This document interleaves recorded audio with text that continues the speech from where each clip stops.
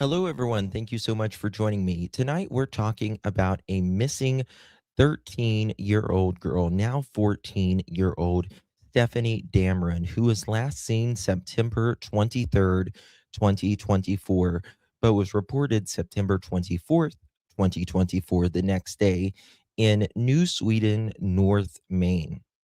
And this is a very rural area near Canada, only about 11 miles from the border. Stephanie is described as 5 foot, 130 pounds, green eyes, and shoulder length brown hair. The FBI has been on this case since the beginning, as well as Maine State Police. And recently, there has been an update in the disappearance of Stefanie Damron. This is a very interesting case. If you're familiar with Sebastian Wayne Drake Rogers, very similar to that. A lot to talk about on the other side of this. I've walked through storms in scars and grace, smile through pain with a painted face. They called me too loud, too much, too strong, but honey, that's the reason I belong. Every scar's a scripture, every tear's a hymn. I found my worth where the light grew dim. They tried to break me, but here's a twist. I turned my pain into a clenched fist. I'm an unbreakable woman, born of fire and pearl. I shine like grace in a reckless world. You can test my faith, you can shake my plan, but I'll rise again. Just watch me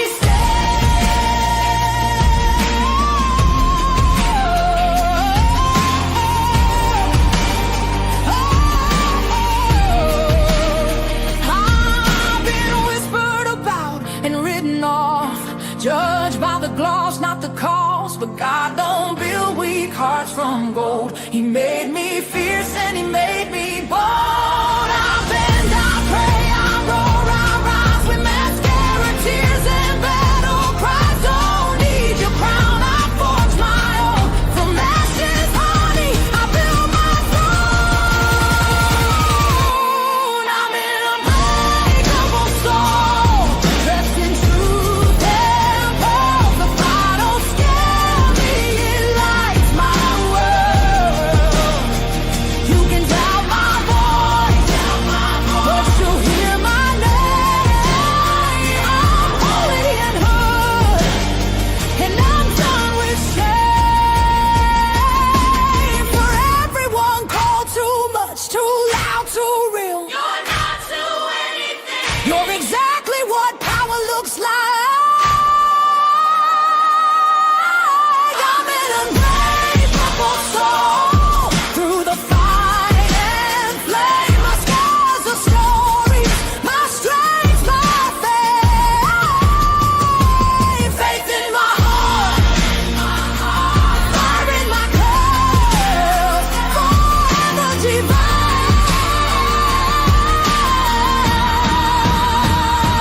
Clutch them pearls.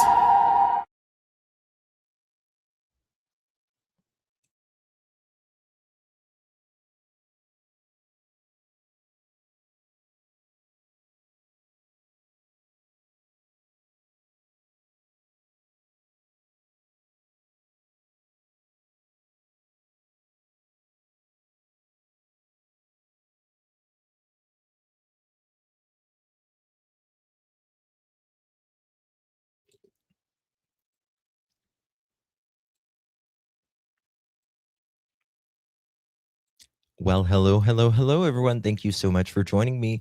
Really do appreciate your time. You could have chosen to be anywhere on YouTube. You have a lot of options anywhere on the internet, anywhere in the world, and you chose to be right here. I know your time is very valuable, and I do appreciate you spending some time with me.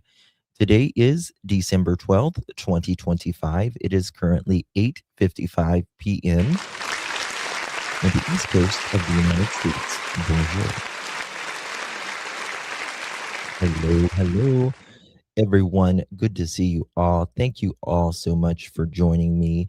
Before we get started, my dear live chat, and for my replay crew, how are you? Do me a favor and hit that thumbs up button. Would be so thankful.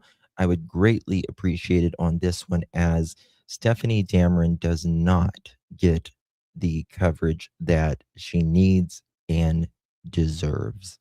Would really appreciate that. Um, this is a case that is very mysterious, very mysterious. They, let me just kind of give you a little. Oh my goodness, not a good time. My camera's going to die right now. Guys, can you give me 30 seconds? I apologize. 1 second.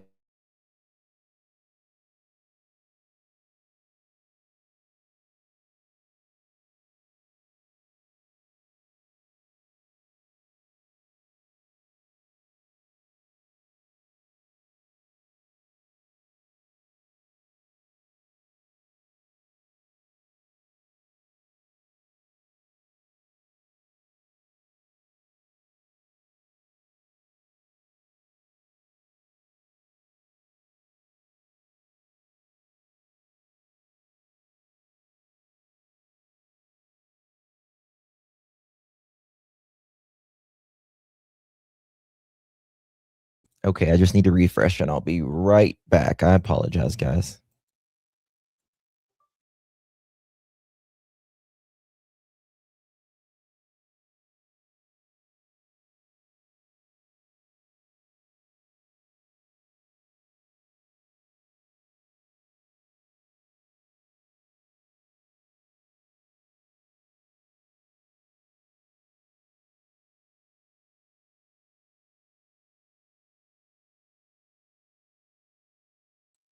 It shouldn't have done that, but maybe my battery's getting old. I don't know. Good to see you all. Thank you, guys. I do apologize for that.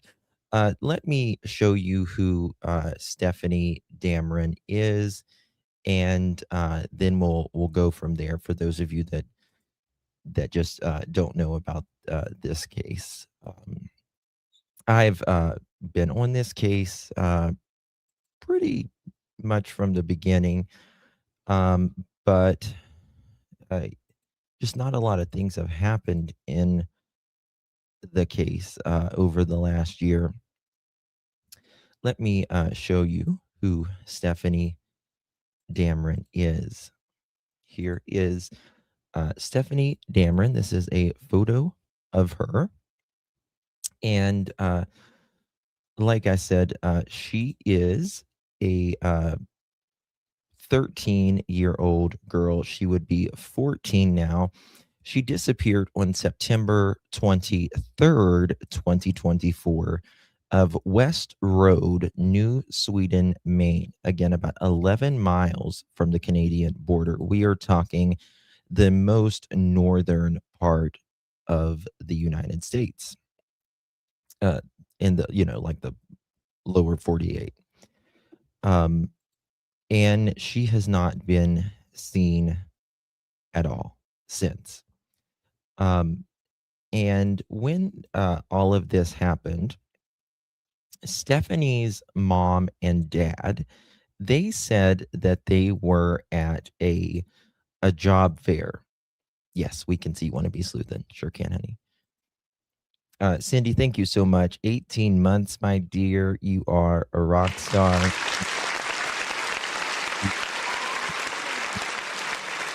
Appreciate you very much, my love. So good to see you, and thank you so much for your membership. I do appreciate that. Mom and dad said that they were at a job fair. Now, the condition that Stephanie lived in was not good, in my opinion. She lived in a yurt, a sort of yurt. They lived off grid, off grid. And 1 second. And when they didn't have really, I mean, yeah, 10 to pretty, I mean, it was pretty, you remember now? Yeah. It was pretty bad, pretty bad. They didn't have really any electricity. I think they had a generator and all of that. But they said that Stephanie's older 18-year-old sister, um, they allegedly had an argument before Stephanie left, allegedly. And after they got in this argument, uh, Stephanie allegedly went out the back door, if you will, and went into the woods and just hasn't been seen since. And that's been that. The parents did not report her missing until the next day. This is a case that has divided the town, to say the very least. It has. And some people are, no suspect has been named. Uh, that, if Stephanie has, if this is foul play or not, but the FBI is on it, which in my opinion, that says a lot. But that's just a personal opinion on that. Um, I'm going to show you some. There's some updates because they had neighbors, and the neighbors was allegedly always calling CPS on the family because of kind of like how they lived. But now there is some new information that people are saying that Stephanie's was actually, I don't know, it just hasn't been on my other channel hyping. You can hype on my other channels, but this one, it just hasn't been, uh, it hasn't updated yet. I wish people could hype them right now, but it'll be here eventually. Eventually. News Nation, credit goes to News Nation. They did some a month or so ago on what's her age. She looks so little, so young. She's 13 when she went missing. She would be 14 now. This will kind of give you a rundown before we get into the weeds of all of it. And guys, please do me a favor and hit that thumbs up button or share this out. I would greatly, greatly appreciate it. I really want to do this because she does not get the attention that it deserves. Morning, Hughes, and this is Missing. Thank you for joining us. Each week, we cover a missing person case that isn't getting much attention. This is livable. Let me fast forward here. Chris and I moved out here because we wanted peace and quiet. But then Stephanie came up missing, and it's like, ever since then, everybody's on edge. And her disappearance has divided the community. Coming up, Stephanie's dad speaks during a rare interview about his daughter's disappearance and more details about the remote community where the family was living. Okay, so Christopher and Lisa, this is Stephanie's parents. They all used to live in Texas. In September 12th of 2014, Chris and Lisa was charged with endangering their children. And they were also charged with rug possession. But Christopher claims that it was from when he and Lisa were smoking Mary Jane in the car with the kids. They did lose custody of the children for about 6 months in Texas. But they about after 6 months, they got their kids back. CPS was a very common uh, thing in their lives, but that was the only time that they had ever lost their children. Does it have anything to do with Stephanie missing? Uh, not directly. Not directly, no. First, several updates to pass along in some other missing cases that we are following. The parents of Ashley Marie Williams are in California this week searching for their daughter. Ashley is 20. Actually, where does it get to Stephanie here? 1 second. Just bear with me. Okay, here we go. And now it has been a year, and the family's unconventional and reclusive lifestyle has churned up some suspicion, and the case has divided a town.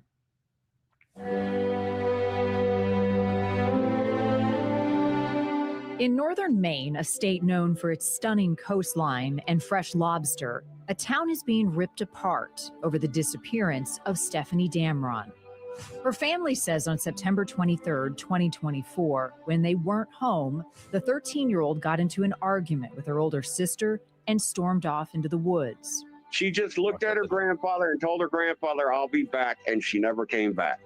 Stefanie's father has avoided being on camera, even when he spoke to a local podcast in March of 2025. She was our handful, always into things, always into mischief, but she was a happy kid, always happy. After a year of searches, state police, FBI, and local volunteers picking through dense vegetation and vast forests, there are still no answers about what happened to Stefanie. The Damrons moved to the remote area of New Sweden, Maine in 2021, choosing a spot far from the prying eyes of neighbors to live off the grid. No running water and only a generator for power. Their driveway, now a shrine to Stefanie, goes back several hundred yards to where. Now, this is their driveway. It reminds you of kind of the wells. You know what I mean? That they built a small wood structure similar to a yurt, but with sleeping pods extended off the sides. So a yurt is a tent-like structure. I didn't even know. I didn't know what a yurt was until the case that was in Arizona recently. It was I was like, "What's a yurt?" I never heard of a yurt. Melissa, thank you so much, my dear. It's so sad. So many children are going missing at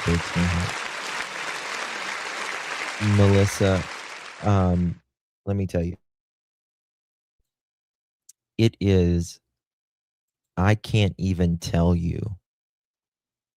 I can't even tell you how many kids nowadays are dying because of abuse. I can't even tell you. I couldn't. I could sit here 12 hours a day and I wouldn't get through 20% of what happens daily. A glimpse is visible from this drone footage. We live in a 200 square foot home that has 4 separate bedrooms, if you can believe that. They're talking about this being a yurt. It is a yurt. It's a hexa yurt built out of OSB and everything else, just like a normal house. Known as Dale in the community, Stefanie's father says their solitary back-to-nature style of raising kids was a way to be free from the financial weight of a big mortgage and expensive utility bills. But even in this remote setting, his oldest girls found a way to connect. They were waiting until Papa took his sleeping pills or wasn't paying attention. They would sneak off with his phone, get on some kind of weird website. The story has sparked suspicion because. So yeah, Dad says he would wait till Papa, the kids would wait till Papa took his sleeping pills and they would get on a weird website. Now, I think there is some evidence of Stephanie being on a website, but I don't think it has The anything to do. phone was a flip phone, generally thought to be safer for kids and the internet. Police have not revealed any details. Right, and it was a flip phone. They didn't go to school. Uh, it was a flip phone. Now, was it Plenty of Fish? Was that what it was? I think you're right. You're not getting on a website and actually doing shit with a flip phone. You're just not. Details about the phone. But a neighbor says the last time she saw Stephanie, just weeks before the disappearance, she was asking for a ride to see a friend. I was worried about where she wanted to go. I can kick myself for not asking her that day because she was really upset. She was crying. She couldn't find a ride. Her parents wouldn't take her. Her uncle couldn't take her. Dale believes the day she walked off, she made a plan to meet up with someone at the road.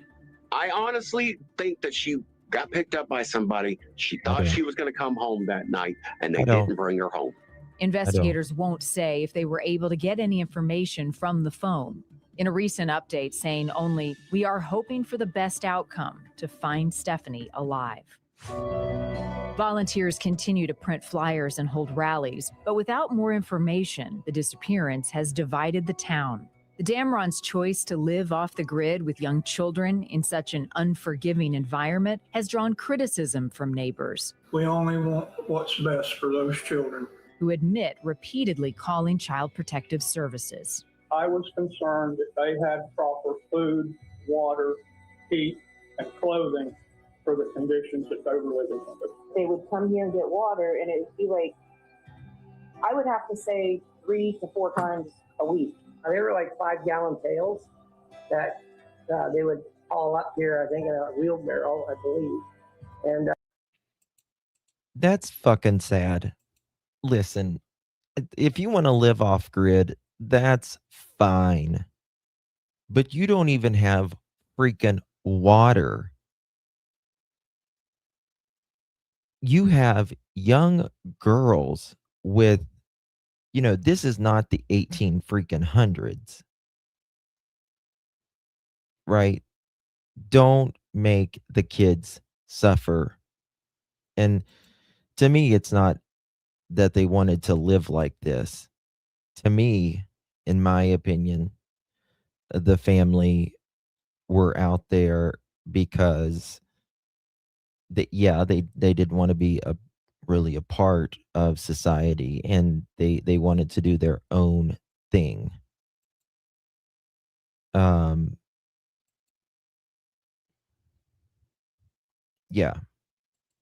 Yeah. The kids thing. I mean, if you want to live off grid with kids or whatever, fine. But damn, have some running water and like something like kids can't function. This is almost 2026.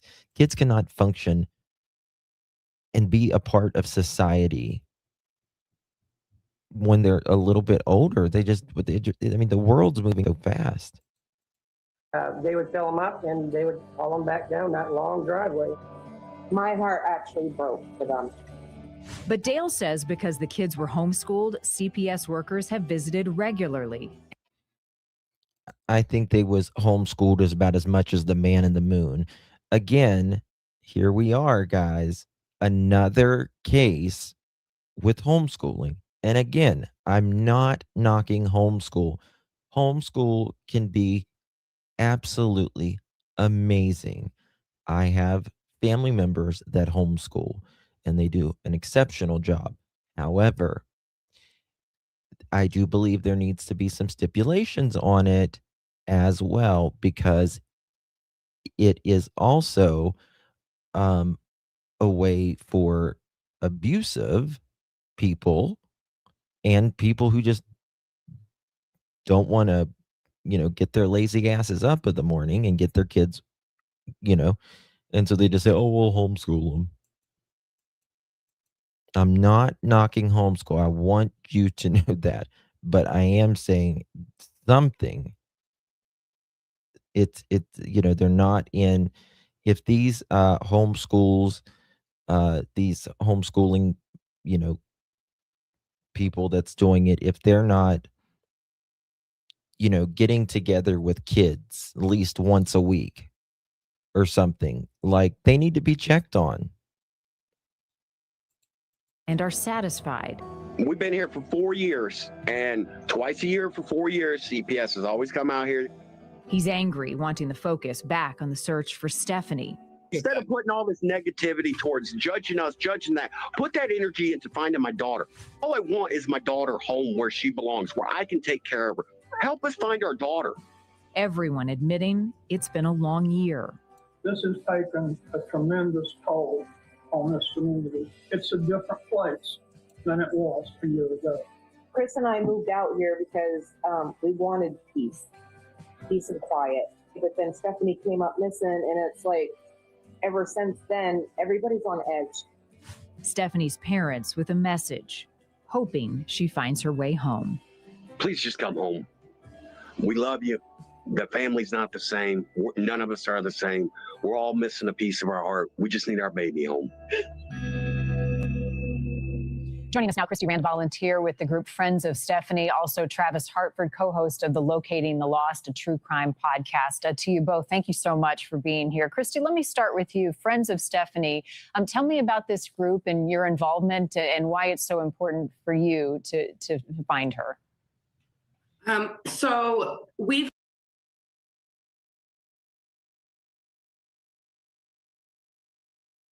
created.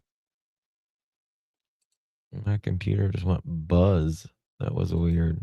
TeamStephanie.org specifically to kind of bridge a gap in communication between the community and the facts of Stefanie's case. So really what we're focusing on is a place for volunteers to upload flyers of Stefanie so people nationwide can download them to hang in their communities.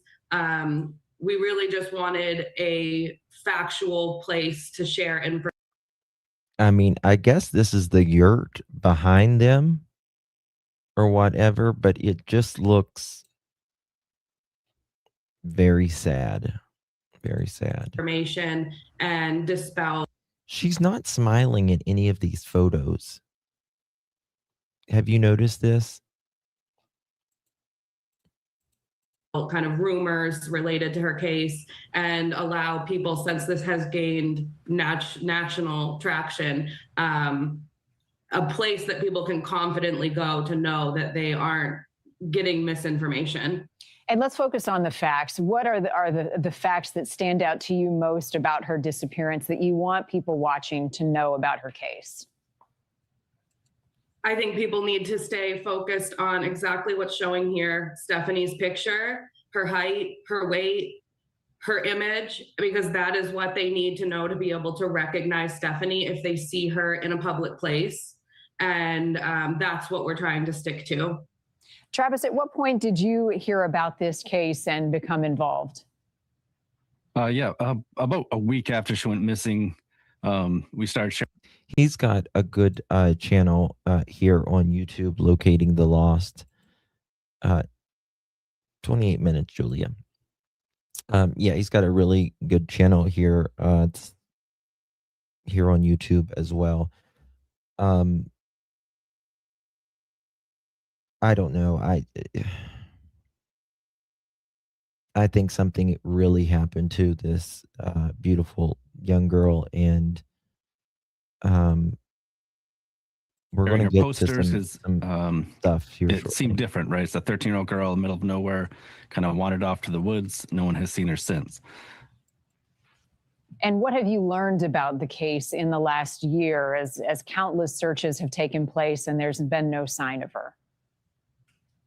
So the law enforcement has kept it pretty close to the vest, what they do know. They're not sharing a lot with a lot of people. Mm-hmm. I think Dale coming on our podcast was a big help to let the general public understand how they live and how he feels about his children. And, it may not be the same as you and I, but he's definitely seems like someone that wants to take care of his children. Just raise them a little differently than the rest of us, I guess. What else did he tell you, Travis, about what was happening within the family, specific to Stefanie, prior to her walking away that day? He alluded to us that him and his wife, Lisa, were out at a job interview. And while they're gone, they received a text from the older daughter saying that Listen to Stefanie this. had been upset with her and she wandered off into the woods. When they got Now, this is an 18-year-old daughter. 18-year-old daughter. Oh, me, my. Thank you so much, my dear. Welcome to the Pearl family. Really do appreciate you. And welcome, oh, me, my. Everyone, appreciate you, my dear. Welcome. Thank you. Really do appreciate you. And they said that they were at a job fair during this time. They said the 18-year-old sister and Stefanie got in an argument. They had gotten a call while they were allegedly at this job fair and all of that. Now, I do want to show you, we're going to come straight back to this in just a second, but I want to show you this channel because I really recommend people watching this. Oh, I just showed you the same one. Okay. The guy that's here on News Nation, he has it's a channel called Locating the Lost, and he has I don't know if this is a neighbor on here or if it's a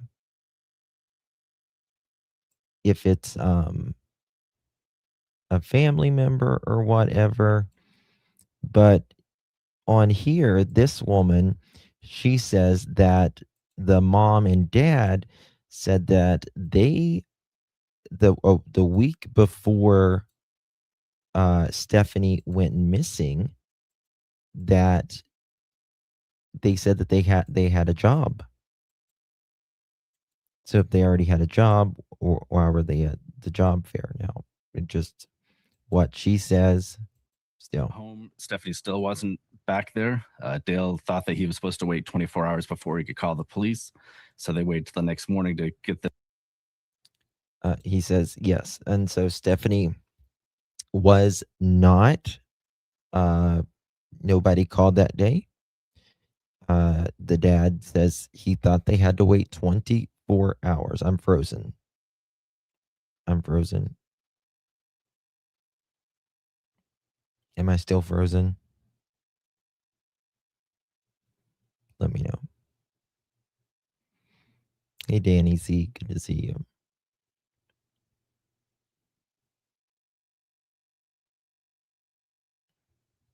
Yeah. Someone. No, okay, I'm not. Someone doesn't have to be missing at all. They can be missing 10 minutes and you can call them in that they're missing. Don't ever. But I also believe, I'm not saying this in this case, but I also believe people can use that as an excuse as well. The police involved. He did say that him and his wife Lisa did go around and try to look for her. They went up and down the road. They knocked on neighbors' doors as well. What about the people that she was in touch with, Travis? What did Dale say about anyone he knew his daughter was speaking to? He said he was not aware of her speaking to anyone initially. And then I guess talking to his older daughter, they had figured out that she may have been in contact with people online, people from further away. Somehow you.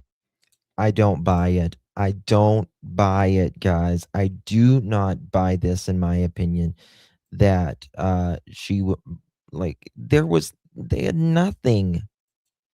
She didn't have a phone. There was grandpa's phone. It was a flip phone. Do you remember when the internet came out on our phones, on our flip phones? Like, you couldn't go on the internet even though it said you had the freaking internet. Like, you couldn't do anything. Right? You couldn't do anything. I mean, it was just crazy. Using a cell phone that's a flip phone to get online and meet these people from beyond. Christy, tell me about this area and what you all have learned as She probably wanted to go with anyone that just had some damn electric and some water. you've conducted searches and tried to get the word out.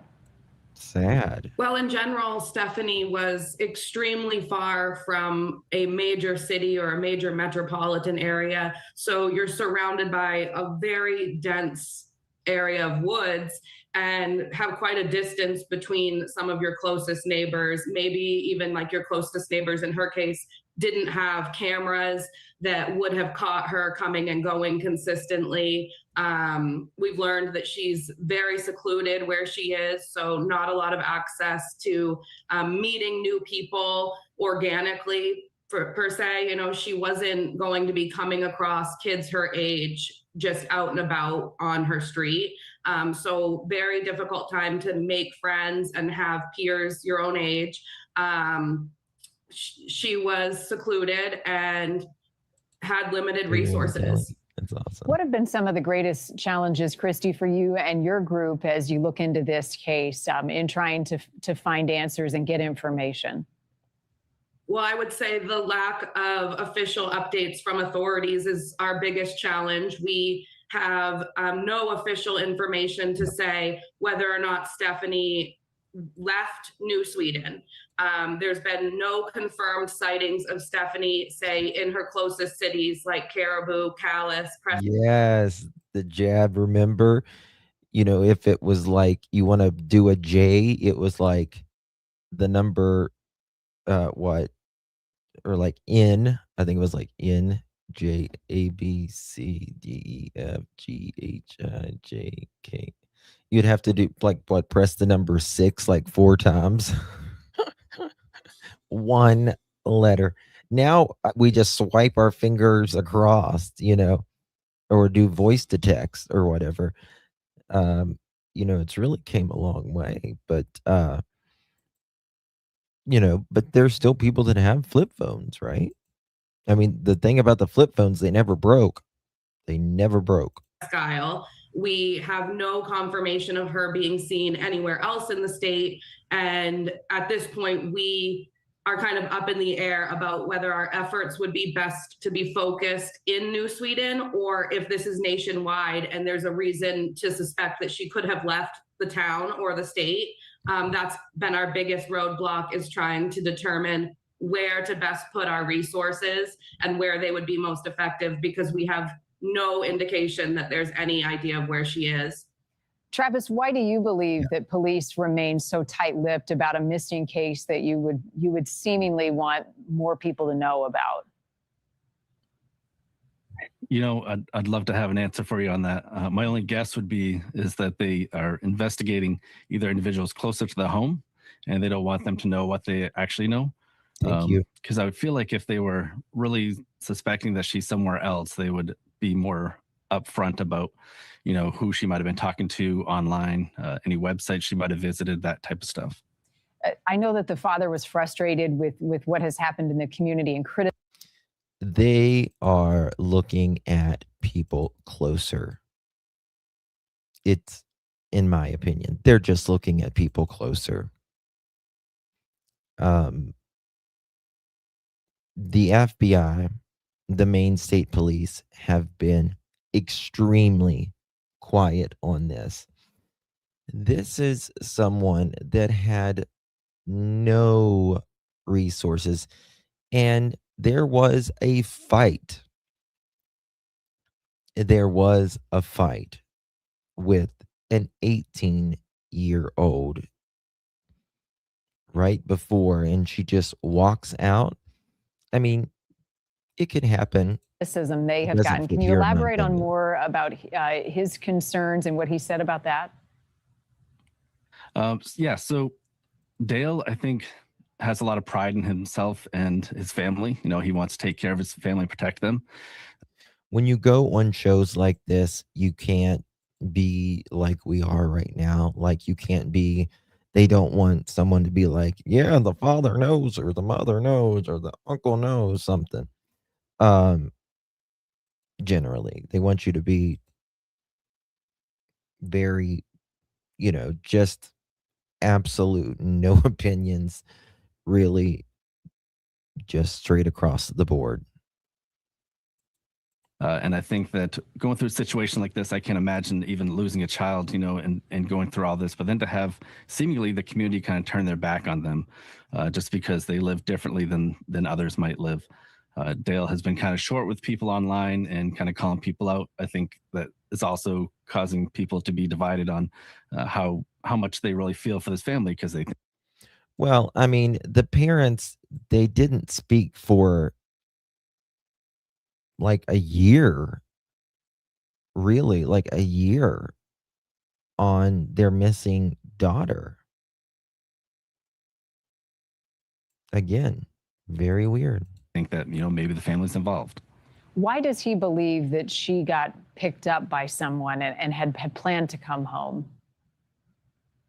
So the night that she had gone missing, I guess someone in the home, either the grandfather, Richard, or one of the other children, had heard a vehicle possibly at the end of the driveway soon after she disappeared. So they suspected that maybe she'd gotten into a vehicle. And what do we know, and Christy or Travis, either of you can answer if you know this, but what the argument was about with her older sibling that day? So I'd asked Dale. Yeah. Oh, sorry. Oh, sorry. Travis, I'll have you answer first, and then Christy, I'll ask the same question to you. I asked Dale that question on the podcast that we covered with him, and I find it odd that he said that he still doesn't know. He's asked his older daughter several times what the argument's about, and every time she gives him a different answer. Hello.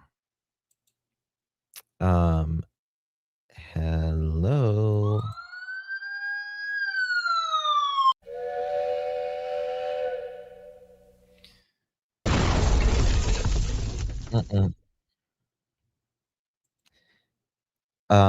Then if I tell you something, my 18-year-old daughter got in an argument with one of my kids, and one of my kids went missing, and you're giving me different stories, ma'am. We going straight down to Maine office is where we going. We going straight down to the Maine police office. Right freaking now. So I feel like that's kind of weird that after all this time, that's a turning point in this whole case, how he doesn't know what the argument was about. And Christy, do you have something to add to that? I was under the impression that earlier reports had kind of been made that the argument was about chores, that there was a back and forth between the siblings. Yes, she's right. She is right. That was the first story.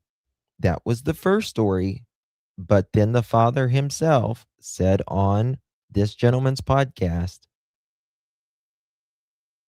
that he didn't know. Siblings about who was going to do what, or maybe it was Stephanie's turn to do something that she didn't want to do. But it was, the impression I was given was that it was to do with chores, household responsibilities, and two teenage girls, they're gonna fight, siblings, that's what they do. And I believe that was kind of where it stemmed from. Christy, from the online community that has grown and interest in Stephanie's disappearance has become more known to people, have there been possible sightings that have been communicated to you all? There have been possible sightings reported to us, but nothing that is concrete or confirmed. When volunteers, family members, authorities track those down, it doesn't seem that they are Stephanie. For example, community members thinking they may have seen her at a local park, and when that lead is kind of followed through with, it turns out that's another community member. Things like that, but there have been absolutely no confirmed sightings of any kind. No, this happened September 23rd, 2024, a little over a year ago. We've not received any tips or information that seem credible that we say, yeah, that seems like it's Stephanie. We've not heard anything along those lines. Travis, the dad did talk to you, but the family has not wanted to speak to the media much in this case. I think every family member of a missing person handles these situations, difficult as they are, differently. Why has the family been reluctant to get out in front of cameras or do interviews and try to get the word out? I don't know. I can't speak for them. In my history of meeting with families about their missing child or unsolved murder or something like that, people are very vocal. So for me to see the Damron to be kind of quiet and hush hush about it seems a little odd. But his reason for it, he says, is because law enforcement asked them to stay quiet in the beginning. So now it's been a year. Now he wants to be more vocal. Yeah, understood. Classic. There are lots of layers, and no family ever wants to be in this position. Christy, anything else you want to share about the case, the facts, and your message to the broader community so that we can try to bring Stefanie home? As far as the case and the facts, the fact is Stefanie was last seen leaving her home. There are no credible sightings of her. Community members all over the nation, people everywhere need to be looking at her image. And the only things that you need to know about Stefanie to identify her in public is what's on the missing persons flyers, the information about her family, her upbringing, her lifestyle. None of that's relevant to identifying Stefanie if you see her in a public place. Yeah, we'll do our best to continue to share that as much as possible. Travis, I'll give you the final word. What do you think people should know most about this case and Stefanie's disappearance? It's a mystery, right? I think that everyone needs to keep sharing her poster, just as Christy said, and share the stories about her, not about the family. This isn't about how she was raised or anything else like that. It's more important that we bring Stefanie home. Yeah, this is a young girl who needs to be home, and we want to make sure we can do everything we can to make that happen. Christy and Travis, thank you guys for the work that you're doing to get the word out. We'll be in touch. All right, thank you. Thank you. If you have information about the whereabouts of Stefanie. So that was like a month or so ago. And for the 1 year anniversary, the mother and father finally spoke out there in the public for their daughter. No, they just spoke out publicly just recently. Thank you, Roswell. Yep, Kelly. Bingo.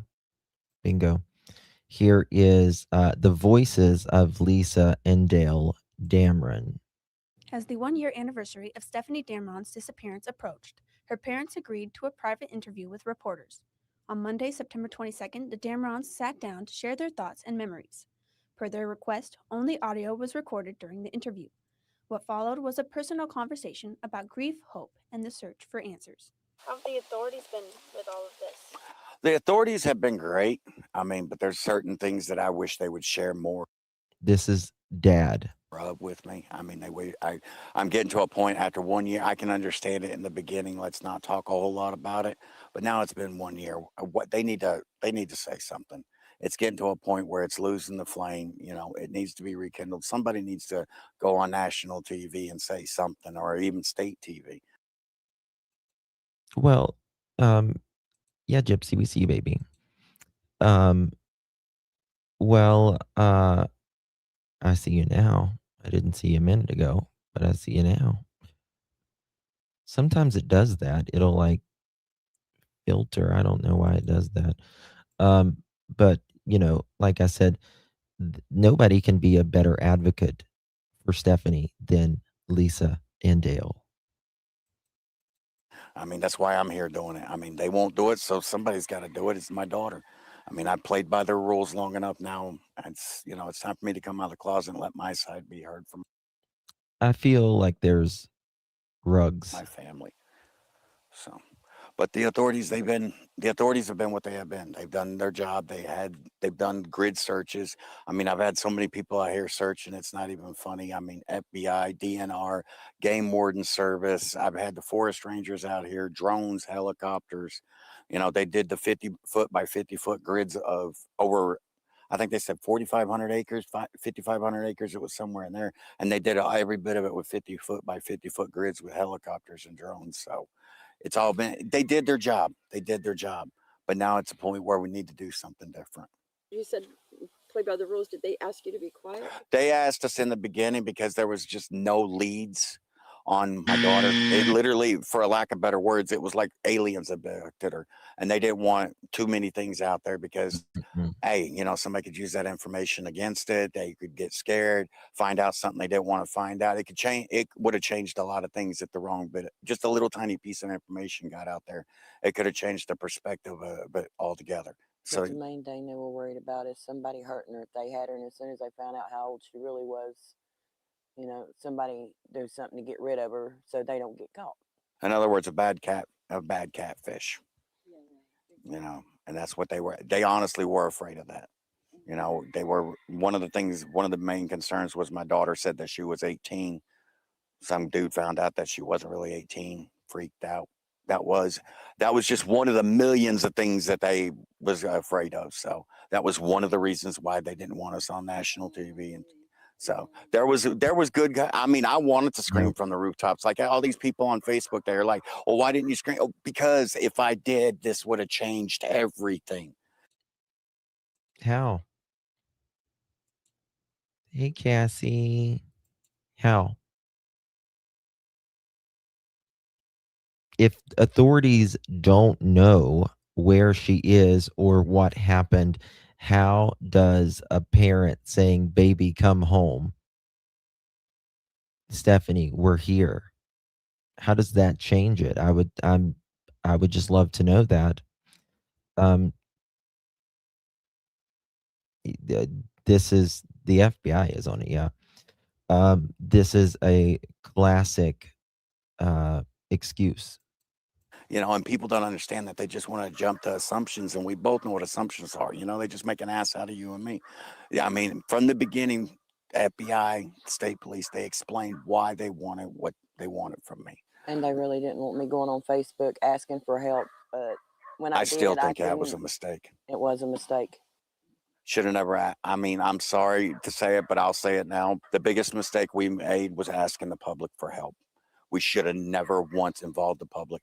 After 1 year, maybe, yes. But The biggest mistake was asking the public for help. That's interesting because the public is generally who solves it. They see someone out there that, yeah, he did, Leanne. Sure did. Or lean on me, sorry. That's the biggest mistake, he says, is asking the public for help. That's interesting. in the beginning, no, we should have never asked the public for help because the public is ate up with evil like cancer. I'm sorry to say it. Read Facebook, read the things they're saying about my family. Well, I agree. There are a lot of evil ass people out there. That's a fact. But because someone doesn't believe you doesn't mean they're evil. They still want Stefanie found, which is the same thing you want, right? All of it totally unfounded. It's nasty. It's just nasty, and we don't deserve it. But I imagine that must be exceedingly painful to not be able to say anything and to love your daughter so much. And it was extremely painful. I mean, it was extremely painful, but I understood it. I mean, but it doesn't change the facts of how bad it really still hurt. Exactly. I mean, you can't change the pain when you don't know, and that's what kills us. We don't know. Did she do it on her own? Was she kidnapped? Is she in the ditch? Is she, shacked up with somebody? Did she get pregnant? Don't want to tell us. There's so many, and that's what kills us. We don't know. We need to know. If Stefanie were to see the story that we end up doing about this for her anniversary, was there anything you guys would want to say to her? Same thing we've said from the beginning. Just come home. We'll figure it out. I mean, there's no hard feelings after, I mean, it doesn't matter if it's 1 day or 1 year. I mean, it's the same feelings as it was in the beginning. Come home, let's figure it out. We're family. We fight, we figure it out and then we forget it. That's the way, when you're this tight in it, that's the way our family, and that's the way it should have been dealt with. It shouldn't have been dealt with this. Whatever happened, if she does read it, whatever happened, just come home. Plain and simple. I mean, there ain't I don't think that they've ever taken a polygraph test. nothing worth keeping you away from home, because this is all for her, all for these kids. That's what all this is for. 15, 20 years, me and her ain't going to be here. It's going to be all for the kids. And she needs to be here and be part of it, because her brothers and sisters, they all miss her. Her little brother, he used to be such a happy. Cassie, did you go to Oahu or did you go to Maui? Did you go to the Big Island? Which one did you go? Hawaii is beautiful. Kid, now he's nothing but a ball of anger because his best friend is not there anymore. It's ripped our family apart from the inside out. But whatever, if she reads it, just come home.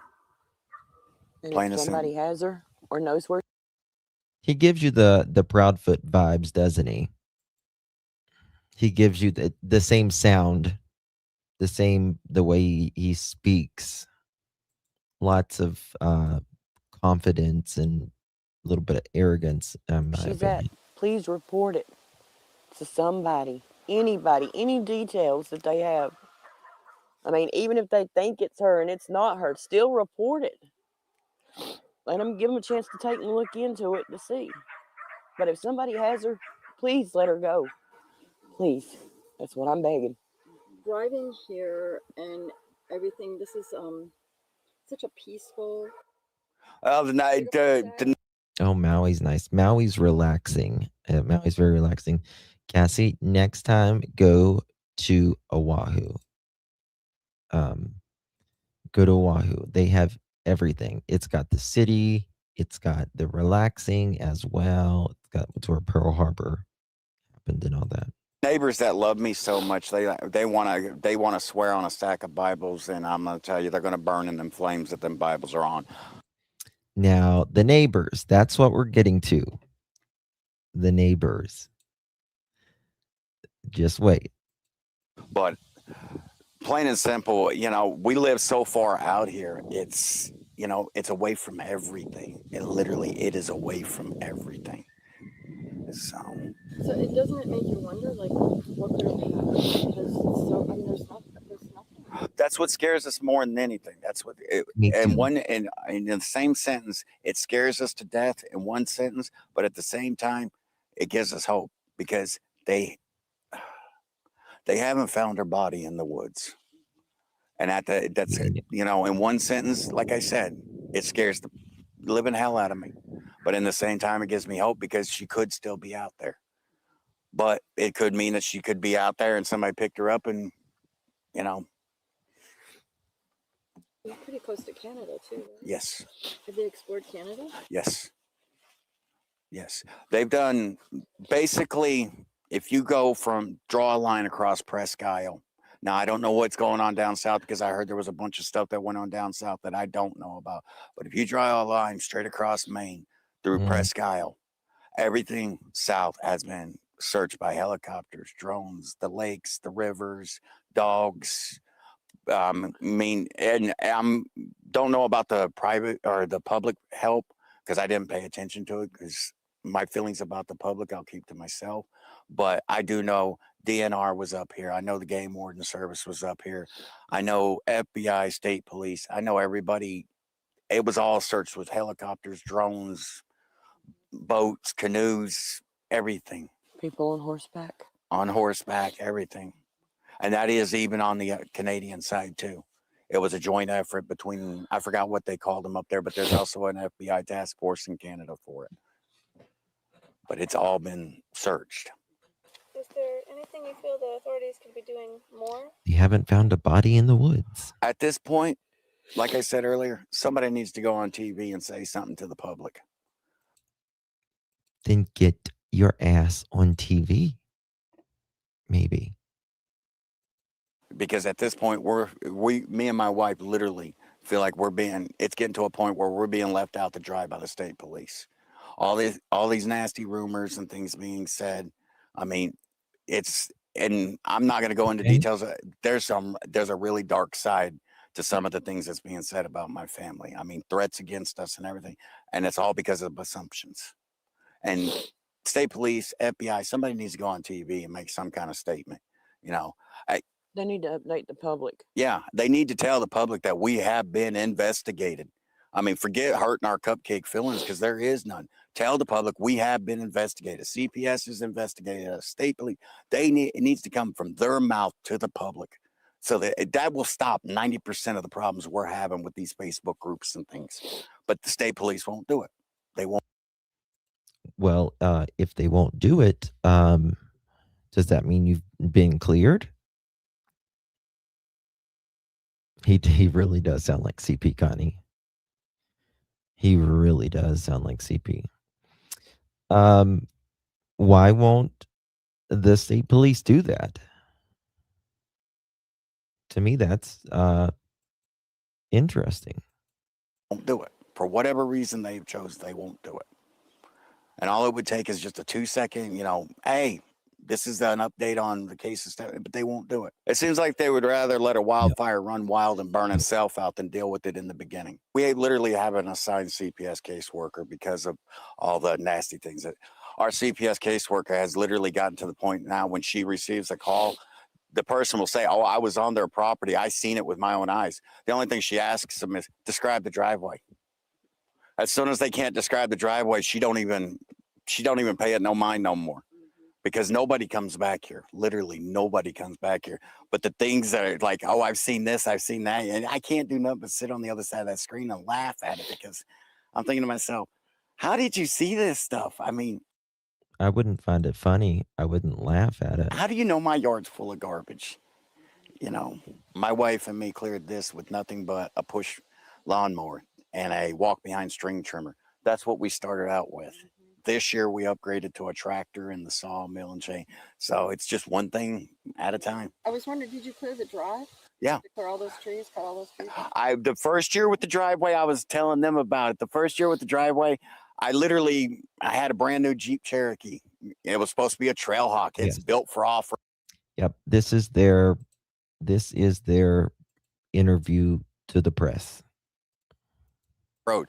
My driveway, literally, I had my uncle take it in for inspection. The inspection station literally told me, let them repossess it. The car's worth nothing. You have nothing left underneath it. So my driveway literally ate it. And I don't think they favor each other, but I think they both have that worn rug look to them. And this year we rented the dozer, and Unc spent about 2 days putting the driveway in, what you see there. But it used to have ditches that were literally that deep. He wouldn't even bring his Subaru down it. So was this a dream to have like This is about our 5th time going at this. Oh, yeah.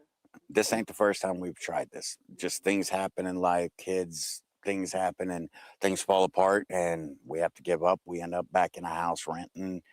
We get tired of renting again and we try again. But this time it finally took, and this time we got it. After trying it about 4 or 5 times, and we got it figured out this time. So, but this time we chose to, what? How long have you guys been here at this spot now? 5 years. And we don't plan on going nowhere. This time when me and my wife did it, we chose the harshest, roughest place to do it in. And it was one of the best things for us because it made us realize who we were as people. Living like this really made us realize. I bet it did. Because this life is not for everybody. I mean, either it's for you or you can't do it. There's no in between. There's no, oh, I like a little bit. You either like it or you hate it. There's no, and me and her, we love it. I mean, she hates winter. If she didn't have to go out, she would be all right. But, because wintertime, she's got to walk up and down the driveway most of the time with sleds and the kids. And we literally track everything in. So we only do our big shopping once a month in the wintertime. So All the kids go up there. It looks like a train coming down the driveway. All the kids got sleds because $1,100 worth of groceries in a month's time. That's a long ways to go, a half mile back in the. So $1,100 for how many people live there? I know at least 1, 2, 3, 4, or 5 people. That's I mean, 5 people, $1,100 is not much food. For a month.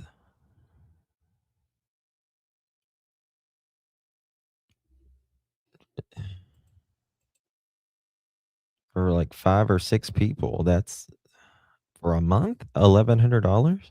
kids all load up and we make a one giant load in. So Would you feel comfortable telling us a little bit about Stephanie, what kind of a girl she is? Stephanie was she was the light of the life. She really was. She was the complicated one. If everything was going perfect, I mean, we had everything figured out. I mean, it's not nothing, but it's not like but they say that Stephanie was the active one, the one that got more into trouble, I guess you could say, which is interesting. Listen how it describes her. Tell us a little bit about Stephanie, what kind of a girl she is. Stephanie was she was the light of the life. She really was. She was the complicated one. If everything was going perfect, I mean, we had everything figured out. Stephanie would be the one like, nah, this is too easy. We're going to go left. She would do something just to throw things off the track and just sit back. And, that was just Stephanie. She kept life interesting. She gave us the reason to laugh. I mean, Doesn't he sound just like Chris? she was always a reason to laugh. I mean, she liked to stay when she didn't want to be bothered. She'd stay to herself. She loved her coloring and her It's all drawing, and past tense. going out in the woods and spending time by herself and everything. But that was Stephanie. That was Stephanie. That wasn't Stephanie. That is Stephanie. That is Stephanie. She was not complicated. She was a very simple child. I mean, she was easy to keep happy. She was Very always a visible. happy child. I mean, I look back at pictures and I'm trying to see at any point in time that she was not happy. And I ain't got no pictures of any point in time that she was not a happy child. She was always an extremely happy child, to a point sometimes too happy. She could laugh when no one else could laugh. And no matter how bad you felt or how bad of a day you had, she would always be right there making you. I mean, that's like one time our brothers were playing out in the woods and her brother was, messed his toe up real bad, almost took the thing off. And mom got it taken care of and everything. And for a week afterwards, Stephanie just thought it was funny because Bubby wouldn't be doing anything. She'd have to touch it. And then she'd sit back and smile real big on it. And for a week straight, it wasn't done out of meanness or nothing. She had to push that button. I mean, she had to just anything to get a giggle, anything to get a giggle. She was a very, very happy child. I mean, I just recently put some posts up on Facebook with some pictures from further back that I look back at, and all my kids were extremely happy. They always got along and everything.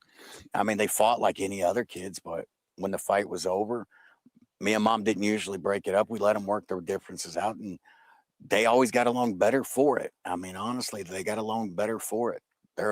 Well, no one was there to break up the fight when the 18-year-old and her got in a fight, right? Very tight-knit crew.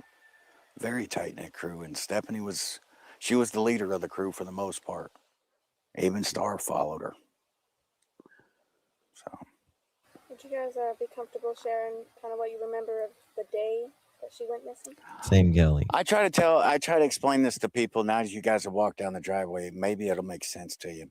That morning, I'm not going to go into all the details. I'm going to give it as basic as I can. Why? Why would you give it as basic as you can? If you have nothing to hide, you hide nothing, right? Her sister and her got into an argument. Whatever it was over we'll never know. We don't really, at this point, it doesn't matter anymore. Oh, it certainly does matter. And it was over chores in the beginning, but now he says we'll never know. We don't know what it was. We never know. And then he says the 18-year-old keeps changing the story. But they got into an argument. Stefanie, from what I was told, took off through the woods. When I say took off through the woods, if you look at how our driveway shooks around, she went out by what we call the pig pen. That's where that black building is and everything. And if you go right down through there, there's a trail. It's overgrown now because the kids don't even want nothing to do with the front part of the property anymore. But the trail used to be real prevalent through there. And it would go straight down to where the mud hole was at that time. It's just a mud puddle now, but used to be a mud hole that was a couple foot deep. The kids would go down there, catch tadpoles and everything. And that's what everybody up here assumed she had done, was cut through the woods, went down the trail, down to the mud hole and play. Well, when we came home, no Stefanie. Every state I've been in, it's always been, oh, we can't do nothing for 24 hours. Okay, so next morning I woke up, I didn't even wait 24 hours. It might have been 12 hours that she had been missing. Sheriff's Department came out first. Within 10 minutes of the Sheriff's Department coming out, State Police was coming down the driveway. And that's when everything it broke loose at that point. I mean, it was very quick, it was very simple, and it was brutal. I mean, it was. But because when me and Mom came home, you know, we didn't know nothing. I mean, we didn't know nothing. All we told was that they got into an argument and that Stefanie walked off. You know, so we're under the assumption that she's just out in the woods chilling out, because my kids, they live in the woods. I mean, right. Every state I've been in, question mark, how many kids gone missing from his house? Well, that's a good question. The way he makes it sound. Now, they did live in Texas and other states, but from what I understand, but Texas, they did lose the kids for 6 months. Let me pull my notes here, September 12th, 2014, Christopher and Lisa, they were charged with abandoning and endangering their children and drug possession. Now, Christopher here, he claims that it was from when him and Lisa were smoking Mary Jane in the car with the kids, but it's never been verified. That's never been verified. We just know that they lost the kids for about 6 months on September 12th, 2014. This was in Texas. They got the kids back after the 6 months. They said that CPS was at their home many times with the state of Maine, state of Texas, and everywhere else because of the way that they lived. When Stefanie went missing, CPS was allegedly called again. my dog, he lives in the woods. I mean, all my kids and everything. I mean, that was one of the reasons why we moved so far back here, is so I didn't have that road to deal with. All I had to deal with was the woods. That's why I have a yard full of dogs. If one of my kids gets lost in these woods, I've got enough dogs that I can turn them loose within a couple hours. I can find them. Even the day. Are you fucking kidding me? That's why I've got a bunch of dogs. If I got a kid loose or gets lost, we'll find him in a couple hours. Well, apparently not. Apparently not. Because we're at, 15 months now?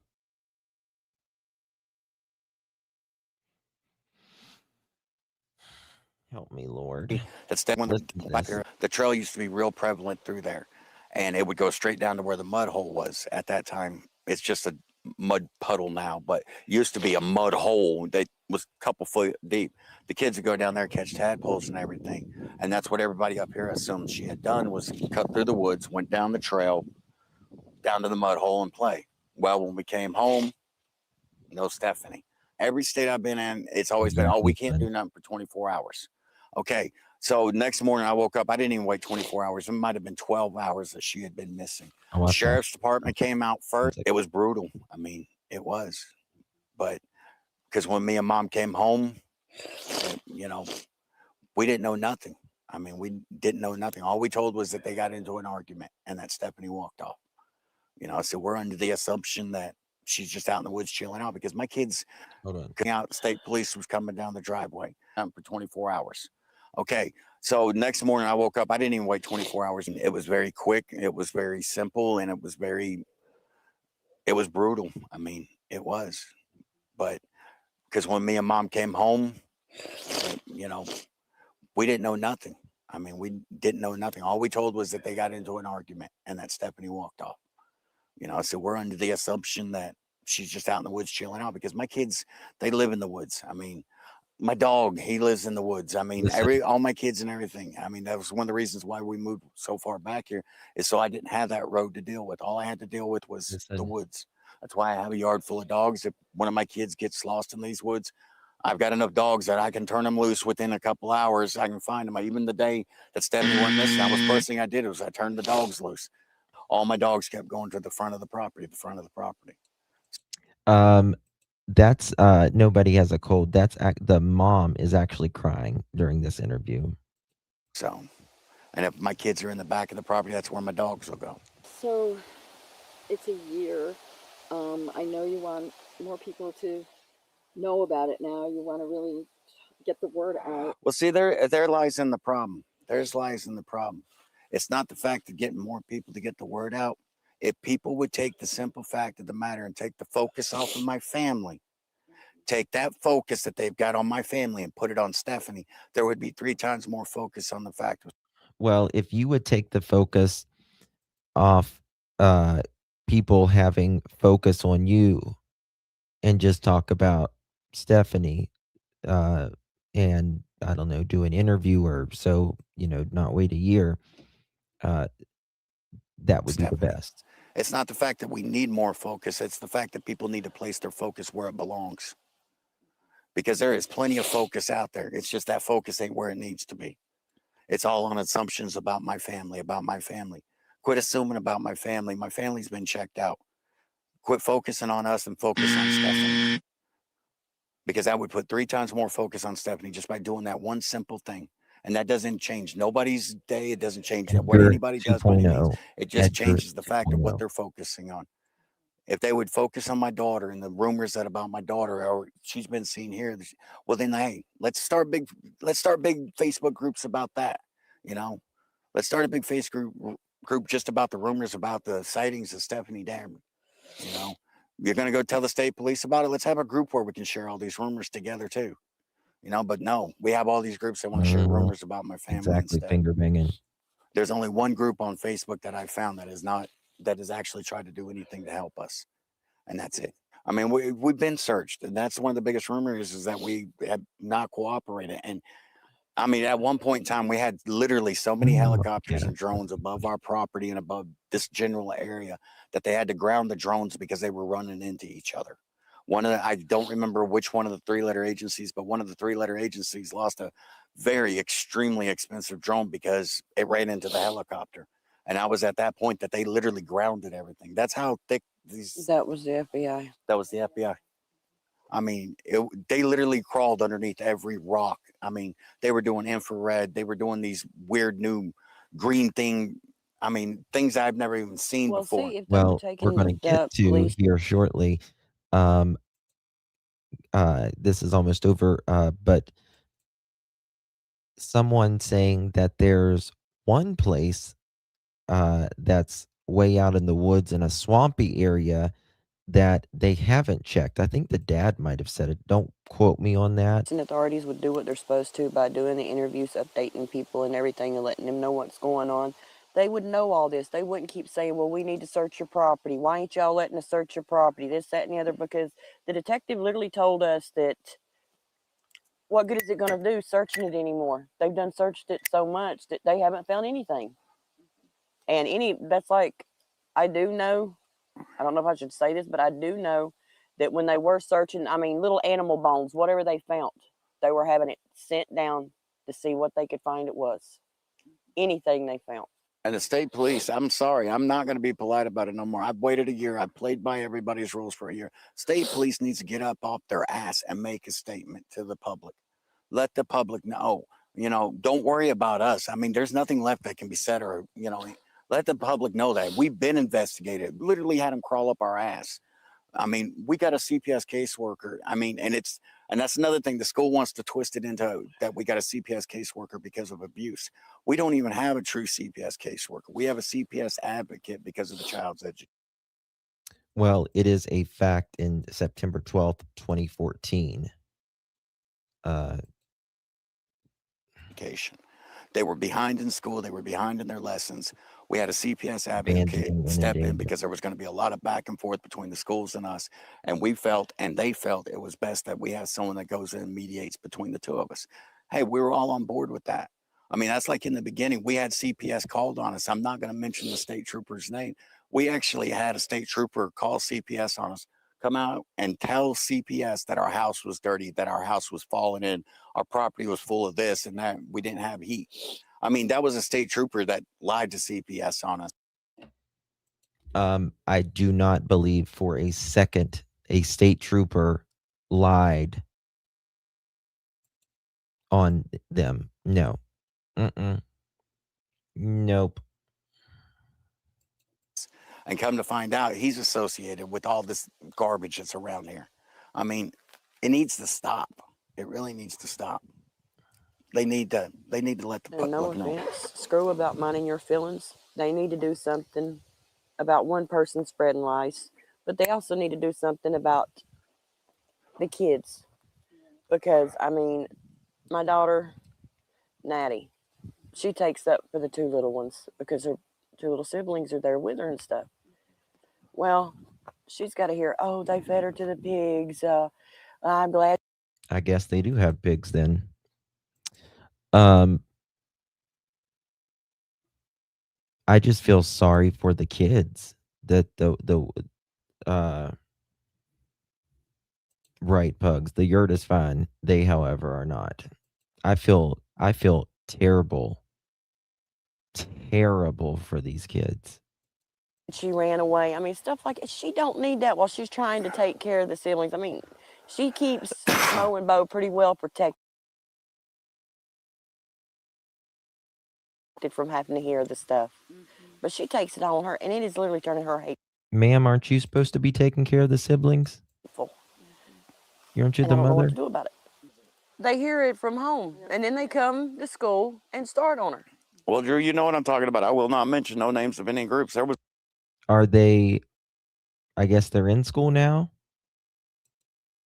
Was literally at one point in time a group literally dedicated to spreading rumors that could go back to school and get CPS to try and take my kids from me. That was the whole goal of this group, was to have CPS take my kids from me. And CPS, as many times as they showed up, they literally were getting calls every day on the day from the school, from everybody. And every time CPS showed up, there was absolutely no grounds, zero grounds. And 99% of them, when they came back, CPS had to write on the report. And it's hard for CPS to write this on the report, but CPS had to write on the report that the report was false, that it was false. And for CPS to say, yeah, it was false, then that right there should say something. We even had a lady come out. I think it was the first. Well, that's what I'm saying, Kelly. I mean, you got like teenage, you got women in this house, and they don't have running water. Every few days, they would go to the neighbor's house with a wheelbarrow and like 3 or 4 5-gallon buckets. But when women are getting their monthly and all, you know what I mean? Like, it's not the 1800s anymore. They got to go to school. Here, we lived here. She came out here for 6 months. We requested, because she said, you can request somebody. We even done that so we could get all the rumors and stuff to stop. Well, it didn't do no good, because as soon as she left, here come all the rumors back and the calls back to CPS. Like I explained to you earlier, and no, I am not saying this in a derogatory way, and please do not twist my words.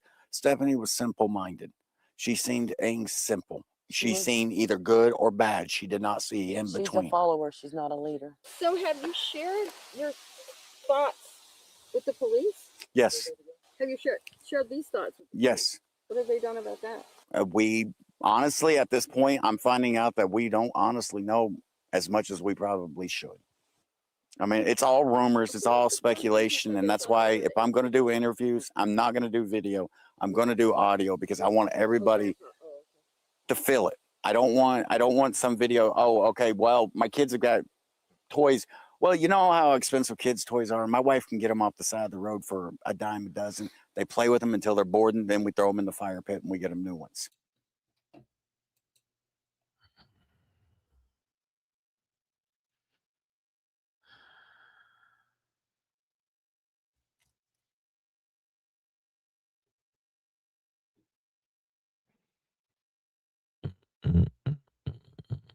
I mean, I'm not going to shame anybody for buying secondhand toys or anything like that.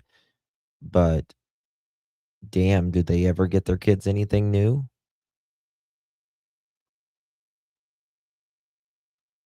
You throw them in the fire pit. Sounds like it's Chris 2.0. Throwing shit away.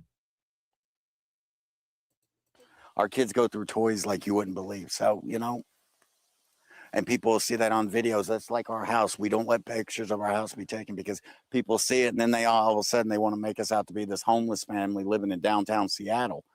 We're not. Just because. Well, I mean, you live in a yurt in basically Canada. I don't know how many kids they have. Because I'm different doesn't mean I'm a bad person. Just because we live different. We chose this. And we chose this after living every which way possible. And this was the way that we were happy. This is the way our kids were happy. And the most important thing is these kids being happy. Stephanie comes home. What would be the first thing you'd want to do? Put my arms around her. Shut up. Hold on. I am getting two parents, Dale and Lisa, and they have 6 children. 8 people in the yurt. And then there is the 80-year-old man referred to as Grandpa. He's not a biological family member. He is a longtime family friend.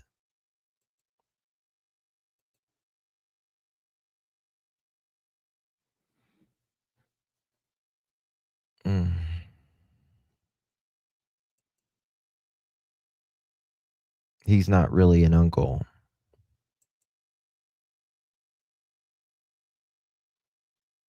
And $1,100 for 9 people is not good.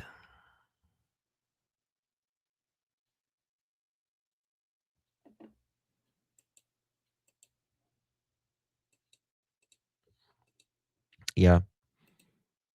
It says 6 kids, 2 parents, and the uncle or grandpa. Uncle Andrew is what they call him, or they call him Grandpa, but or Uncle Andrew. No running water.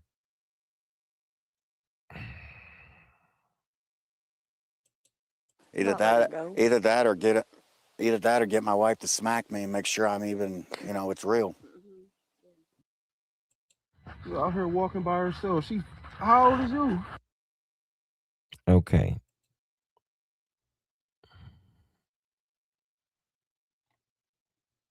Well, there's that.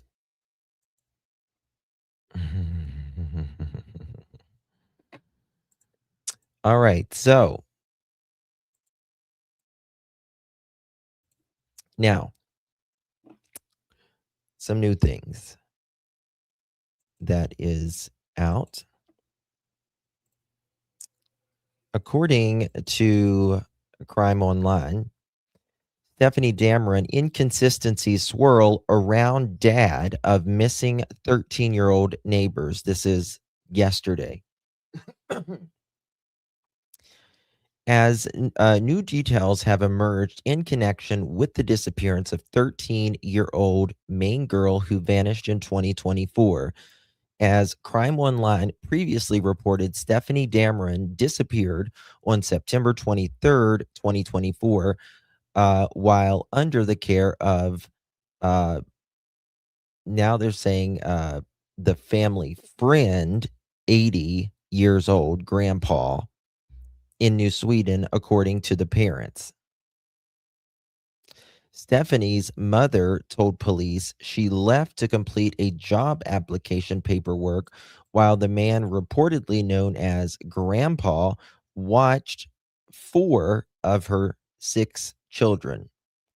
Maine State Police said Stephanie's parents stated that she was last seen walking into the woods along West Road in New Sweden. She purportedly left after an argument with her sister. According to the Daily Mail, the teen had been living in a wood framed yurt and with her sister, 18, and then 80-year-old man when she vanished. Her parents, really? I did not know that. It says her parents lived nearby in a trailer with their younger children.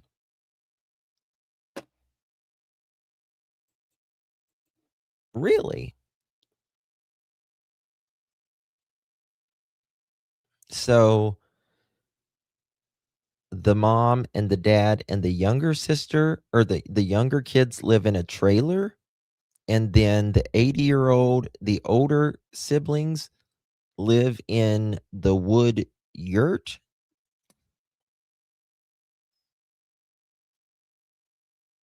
Is that right, Cold Moon? I didn't see it. Okay. The teen's father, Christopher Dale Damron, 48, has since given conflicting information regarding her disappearance, according to what neighbors told the outlet. We're going to get more to that in a minute. 2 neighbors told the Daily Mail that they heard a loud argument before Stephanie's disappearance. Some neighbors have disputed the father's claims that he asked neighbors to help right away, stating that they didn't realize she was missing until days later. One of the neighbors, 74-year-old Doug Tinsley, said that turmoil with the family had begun before the teen's disappearance. Something was escalating, right? Quote, people who think this all started with Stephanie disappearance have it all wrong, end quote, Tinsley said. It was actually like watching a train wreck in slow motion from the time that they got here, end quote. The family arrived in the area of 2021. Before that, while in Texas, the Damron couple reportedly lost custody of their other children for 6 months in 2015. I told you guys that earlier. It happened following the parents' arrest for public intoxication. They were allegedly smoking weed with their kids in the car. There had also been an issue in Texas that prompted CPS to become involved, with reports that Stephanie had run away in the past. In Maine, the family lived with no indoor plumbing or running water, and only a generator for power. Neighbors said the children were often seen in filthy clothing. Dale Damron, according to News Nation, told a local podcast that they chose to live a certain way uh, to ease the financial burden on the family, and that the focus should be on finding his child. Quote, I was concerned with that they had proper food, water, heat, and clothing for the conditions that they were living under, end quote, Tinsley said. Dale Damron also told the podcast that his daughter may have used the grandfather's flip phone to get someone to pick her up. Investigators have not commented on whether they obtained the information from the phone. The Maine Warden Service and the State Police Canine Unit have previously searched swaths of land near where the teen disappeared. The FBI is also helping in the search and is currently offering a $15,000 reward, quote, for information leading to the safe return of Stefanie Damron and or leading to the arrest and prosecution of anyone involved in her disappearance, end quote. Stefanie is described as 5 feet tall, weighing 130 pounds, with green eyes and shoulder length brown hair. She was last seen wearing blue jeans, a long sleeve blue shirt, and a black Harley Davidson hiking boots. Anyone with information is asked to call the Maine State Police at 1-800-924-2261 or 207-532-5400. You can also call the FBI tip line at 1-800-CALL-FBI, or you can submit a tip online at tips.fbi.gov.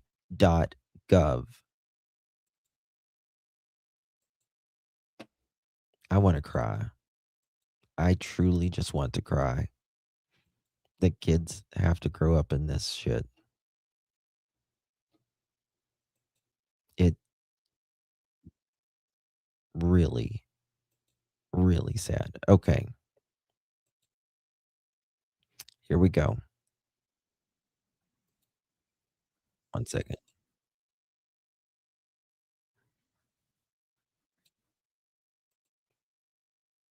Okay. New details emerge in the disappearance of Stefanie Damron. Someone posted this.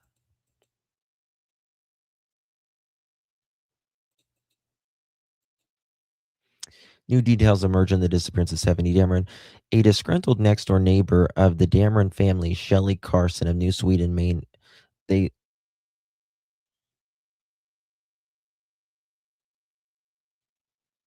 Mm. 1 second here. Here's another picture of the parents.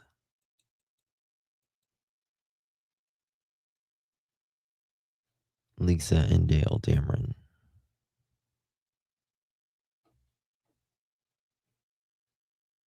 Right there.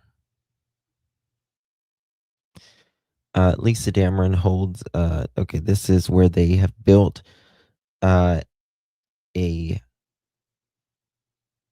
Stefanie, they say Lisa Damron holds out hope that her daughter Stefanie Damron will come home, and she made this memorial for her return. Mm.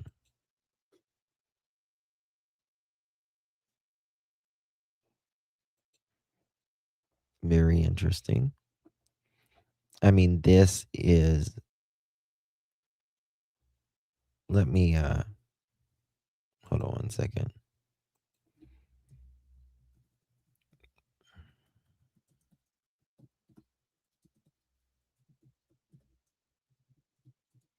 Okay.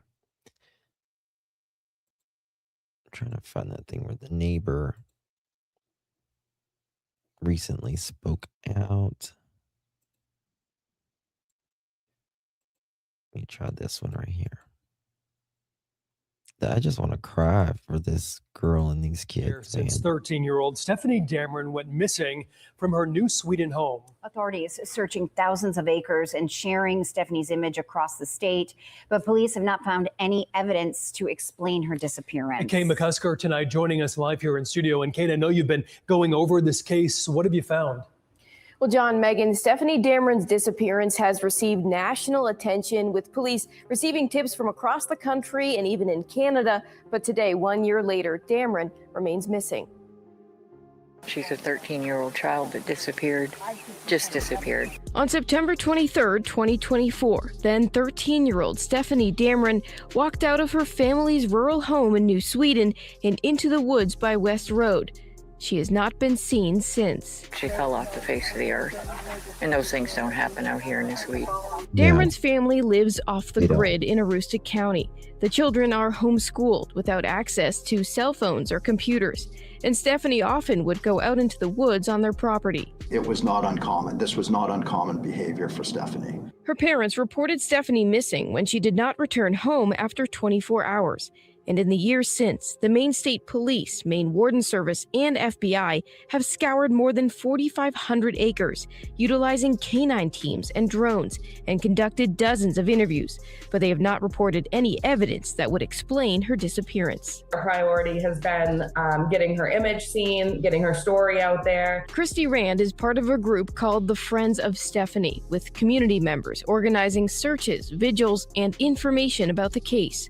While they're thankful for police efforts, she says they are hoping for more transparency, since the last press conference from police was back in December of 2024. Even a glimpse of a media release to say whether or not there's a threat to the general public, or if this is an isolated incident, if they have identified suspects, or if they have cleared certain suspects. Yet 1 year since her disappearance, the group says they're not giving up hope, and they will continue the search for Stefanie. We are very hopeful that she is safe and healthy and obviously alive. If that's not the case, all the efforts that we're doing, because she deserves to be brought home and deserves to be found. Now, this is the Miss Stefanie Damron, which can be seen throughout the state. For Stefanie Damron, which can be seen throughout the state. She's described as 5 feet tall with brown hair and green eyes. The FBI is offering a $15,000 reward for any information. And if you have a tip, you can reach out to them or the Maine State Police Barracks in Holton. Live in the studio, I'm Kate McCusker for Maine's Total Coverage. Okay.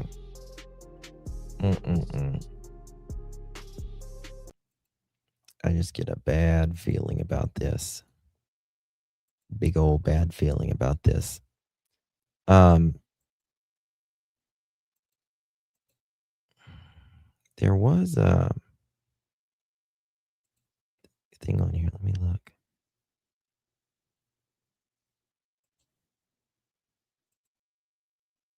Hold on. Let me refresh this. Here we go. Here's the dad talking. For more than a year are speaking out. 14-year-old Stefanie Damron was last seen on September 23rd. She's not smiling She was anywhere. reported missing the next day. Her father says the day she disappeared, she had walked off into the woods. Her sister and her got into an argument.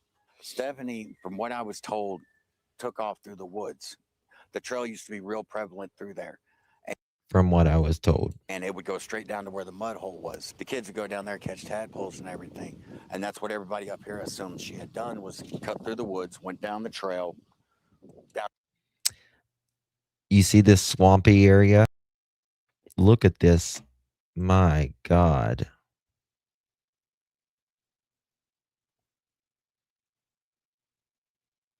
They had water. They had heat. They didn't have running water. Hey, where the wind blows. Thank you so much, my dear. Appreciate you very, very much. Thank you for your support. Appreciate that for you.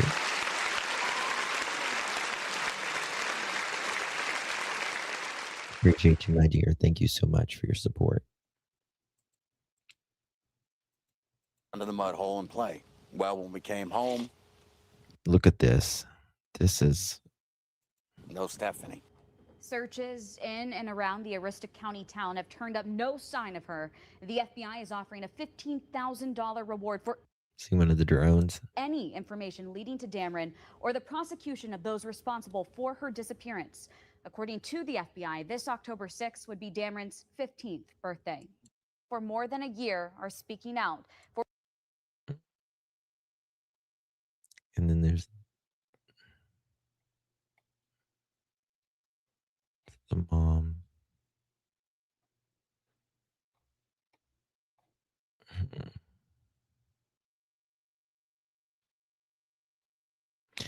People wrote here, it's hard to believe people who have that tail something mouth and clearly came to Maine on the run from child welfare authorities in Texas. You ran from people who were worried about your children and then one of your child disappeared. No, this is not believable.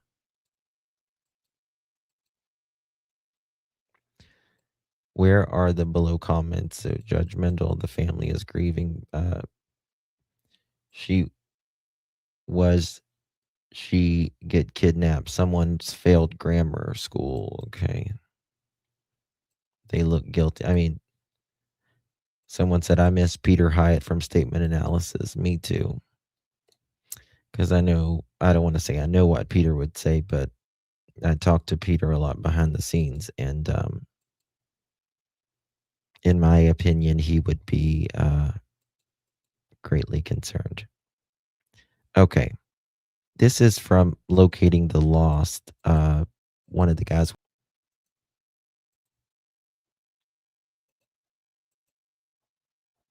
One second here.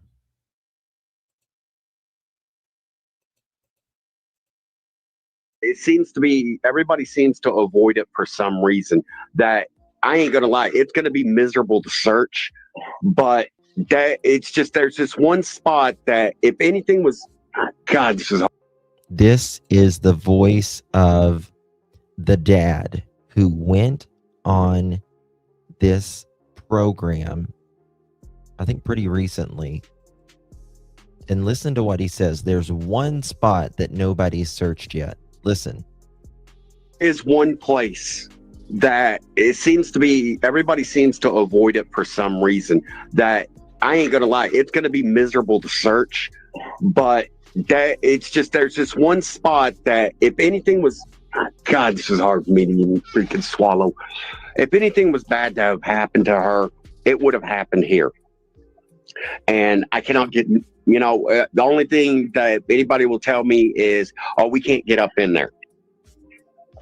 So where's that? Is that close to your house? Yes, it's about, if you go down our road, okay, once you drive by our driveway, if you go down about a half mile, there's a road. Well, West Midland comes out onto West Road.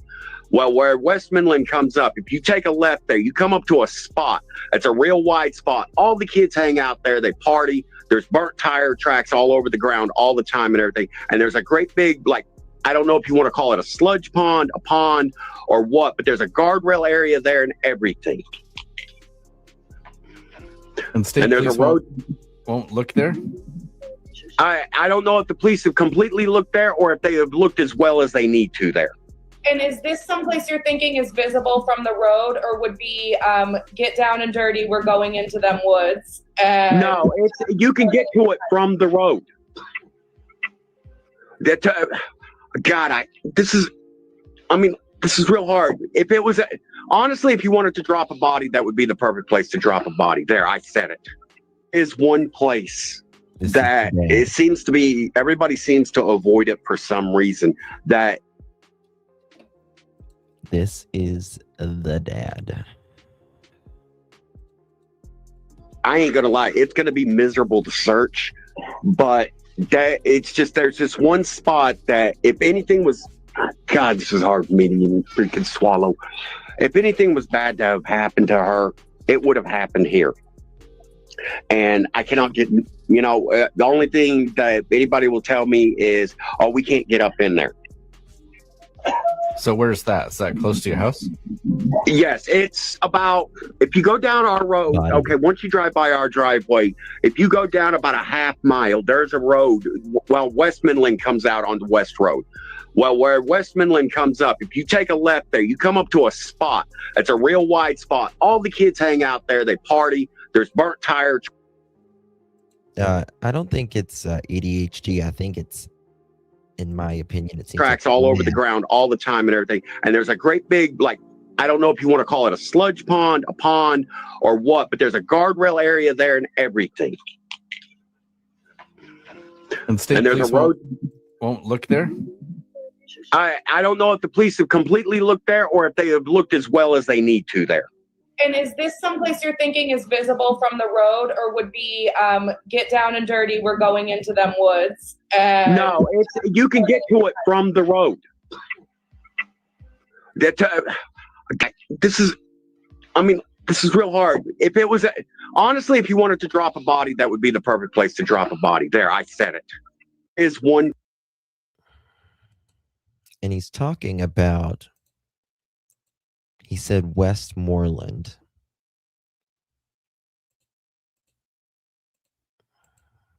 He said somewhere near Westmoreland, where down the road from them. And they live on West Road somewhere. But there's like two West Roads. This is West Road and this is West Road. Or he said Westmoreland. That's what he said. And I don't know like where the hell he's talking about, to be honest with you, but I'm guessing it would be somewhere next to this lake.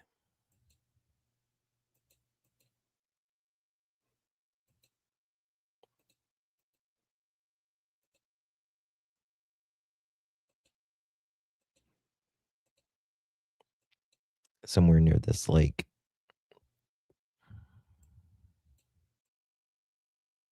Oh, wait, here's Westmoreland too, so it could be.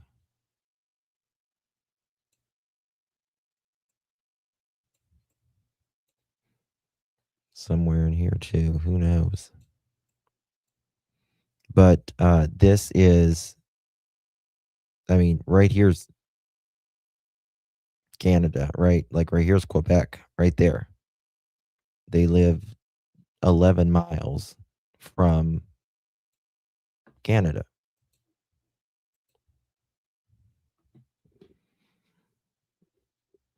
Yes, the FBI has been on this. They did a couple police conferences as well. Or FBI conferences, I guess you could say.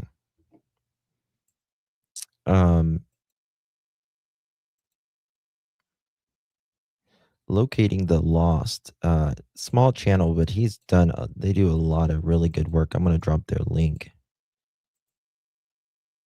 They went really in depth with this case. Let me see here. Is this with the... Okay, look at this. Credit goes to WMTW.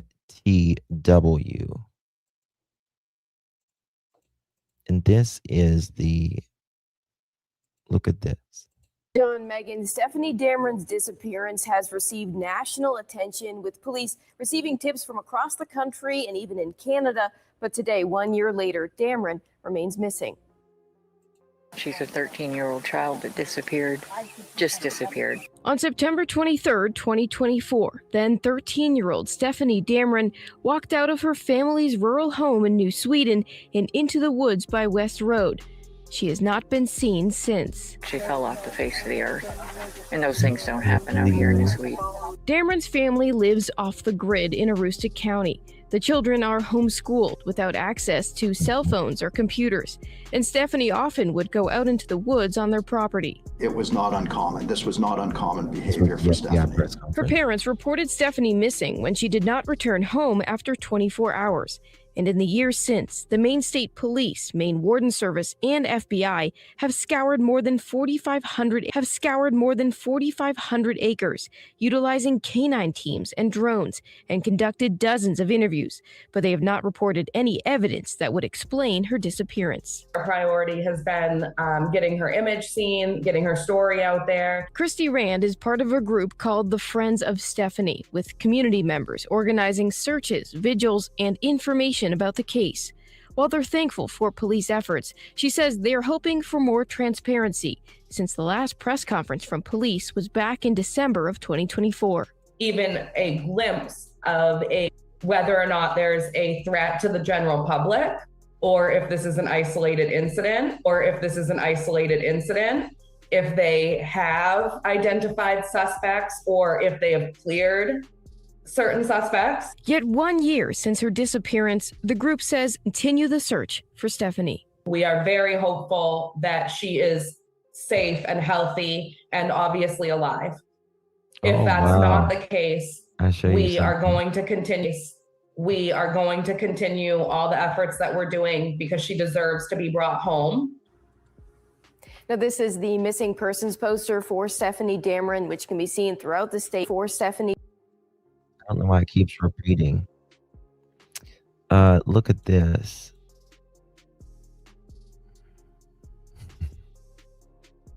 Check this out.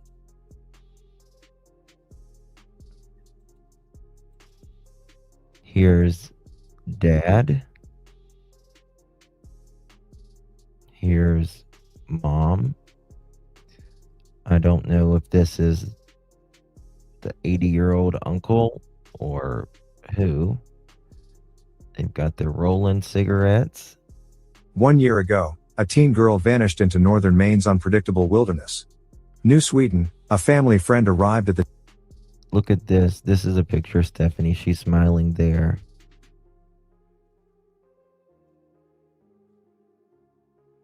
This says Stefanie Damron in an updated photo has not been seen walking. This cannot be updated. She's not 13 here. This is like a 9-year-old.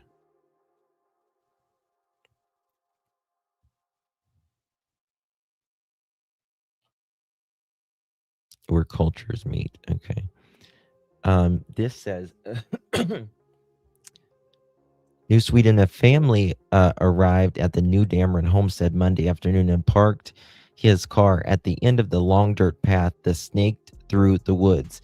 He locked eyes with the couple sitting beside the bonfire. Quote, "I need to drive to New Hampshire," end quote. Drew Lozniak said, quote, "I can tell you why," end quote. Lisa Damron immediately understood and asked, "Is it for real?" He nodded and said, quote, "I think they know where Stefanie is," end quote. Lisa's 13-year-old daughter, who went missing a year ago this week, Stefanie, was last seen running into the dense North Maine woods beside the Damron's home in a tiny town in North Sweden, northwest of Caribou, a 20 miles from the Canadian border. I think it's 11 miles. Might be 20 though. Right here. Okay.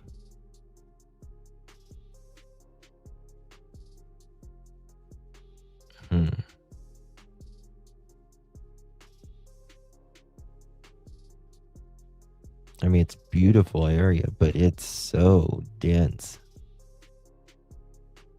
And this is the little area. But look how swampy it is, some areas.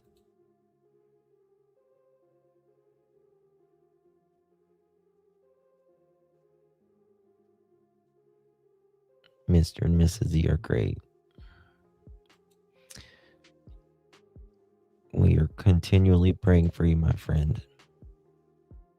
Damron homestead Monday. Look at the active missing persons case in North Maine. That's incredible. 1, 2, 3, 4, 5, 6, 7, 8, 9, 10. That's Mom.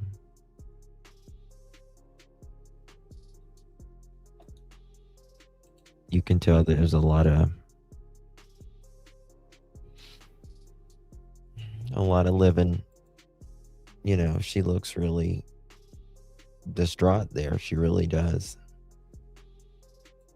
She really does. I don't know. The neighbors, I had something with the neighbors. The neighbors say something's wrong here. And they were the ones that would give like they did call CPS on them quite a bit, actually. And was that it? No. I don't know. I'll try to find it, though. Thought I had it up somewhere, but I guess I don't. Make sure one more thing here. No, but I showed you guys some stuff earlier with the neighbors who said they do feel like something's wrong with this, and I gotta agree. Something's wrong here. Out in the boonies, schooled, these parents all sounded like, well, they apparently the kids are in school now. They are not being homeschooled. I mean, they have 6 kids. And then there's the mom and dad and the 80-year-old grandpa or uncle who is a family friend. And it was just that, I think it was just the 80-year-old and the 18-year-old that was there whenever got in a fight. When all that was going down. No, they're still in the same place. Yes, 6 kids. They go grocery shopping once a month. They buy, he says, $1,100 worth of food once a month.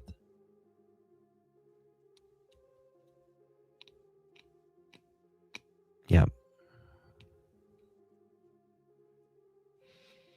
But not News Nation, forgive me, Crime Online said that the mom and the dad and the little kids lived in a trailer on the property, and then the older kids and the 80-year-old lived in a yurt. Probably, Linda. Well, I don't know how would they do laundry if they don't have running water? I mean, they don't even got running water, let alone a washer and dryer, I guess.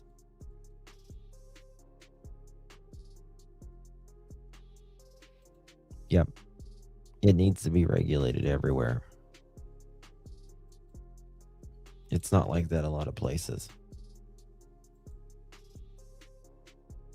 Yeah, get your old washboard out.